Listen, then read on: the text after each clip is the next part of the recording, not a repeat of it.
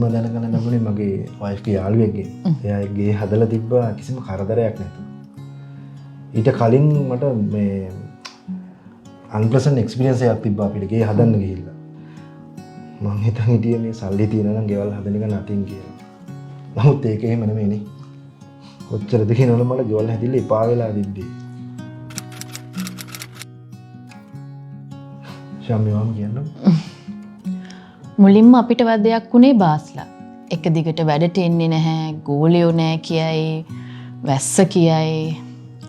වැඩට එන දවස් වලටත් අපේ කෙනෙක් පස්සෙම ඉන්න ඕනේ. නැත්තම් බඩු වලට මොනවා වෙනවද කියලා දන්නේ නැහැ. හස්බන්ඩ් ඔෆිස් යනවා.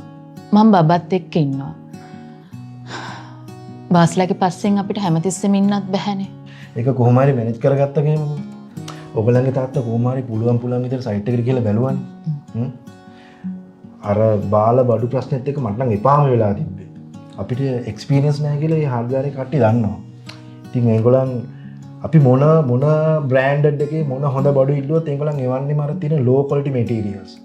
මට නම් එපා වෙලා තිබ්බේ. අනිත් පැත්තෙන් බාස්ලානවා අර බාල බඩු දාලේ වල මේ බිත්ති වදින්නේ කොහොමද කියලා.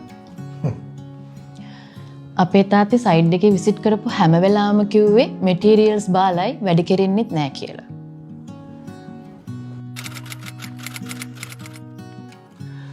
ඒවත් ප්‍රශ්න තමයි. නමුත් අපිට තිබ්බ ලොකුම වොරි එක තිබ්බේ මේ අතේ තිබ්බ සල්ලි වියදම් වුණාට ඒ වියදම් වෙන වේගෙට ගේ හැදිලා තිබුණේ නැහැ. අපි අවුරුද්දක් තිස්සේ සල්ලි වියදම් කරා නමුත් ගේම් භාගයක්වත් හැදිලා තිබුණේ නැහැ. ඒක තමයි ලොකුම ප්‍රශ්නේ නේ. ඇයි අනේ ඉනිෂියල් අප්‍රූවල්ස් ගන්න අපි කොච්චරනම් මහන්සි වුණාද?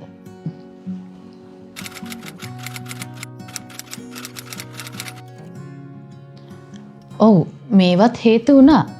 ඒත් අපි ANA එකට අපේ ගේ හදන වැඩේ බාර දෙන ෆයිනල් ඩිසිෂන් එක ගත්තේ ANA එක අපිට රෙකමන්ඩ් කරපු අපේ යාළුවෙක් ගෙදරට 3-4 පාරක් විසිට් කරාට පස්සේ. ANA එකේ ආෆ්ටර් සේල් සර්විස් එකේ ක්වොලිටි එක ගැනට තමයි අපි ගොඩක්ම ඉම්ප්‍රෙස් වුනේ. මහත්තයාගේ රස්සාවට එයා නිතරම රට යනවා. ඉතින් අපිටත් එයත් එක්ක යන්න සිද්ධ වෙනවා. එතකොට කන්ස්ට්‍රක්ෂන් එකත් එක්ක කොහොමද කනෙක්ට් වෙන්නේ කියන ප්‍රශ්නෙටත් ANA එක අපිට හොඳ විසඳුමක් ලබා දුන්නා. ANA එකෙන් CCTV හයි කරලා තිබ්බ සයිට් එකේ. ඉතින් අපි ලෝකේ කොහේ ගියත් අපිට ඉතින් මේ සයිට් එක මොනිටර් කරගන්න පුළුවන් chance එක තිබ්බා. ඒක වටිනවනේ. අනිත් එක එහෙම කරනකොට කම්පැනි ගැන අපේ තියෙන ට්‍රස්ට් එක වැඩි වෙන්න ගත්තා. හේතුව කන්ස්ට්‍රක්ෂන් එකේ ප්‍රෝග්‍රස් එක ගැන මම නිතරම අප්ඩේට් එකක් එනවනේ. එතකොට ඒක මං වගේ බිසි කෙනෙක්ට ඒක හරියට වටිනවා. නේද? ඊටු අප්‍රූවල්ස් ටික ගන්න අපිට කිසිම කරදරයක් උනේ නැහැ. ANA එක අපිට ඒක කරලා දුන්නා. ANA එක ඒගොල්ලන් පාවිච්චි කරන මැටීරියල්ස් ගැන අපිට කලින් දැනුවත් කරා. ඒගොල්ලන් රෙපියුටඩ් බ්‍රෑන්ඩ්ස් තමයි පාවිච්චි කරේ. ඒ හින්දා අපිට ඉතින් ඔය හાર્ඩ්වෙයාර් ගැන රස්තය දෙන්න කිසිම ඕනකමක් තිබුණේ නැහැ. ගේ හදන එක වගේම මුළු ගෙදරම ඉන්ටීරියර් ඩිසයිනින් එකත් ANA එක ප්ලෑන් කරලා ලස්සනට කරලා දුන්නා.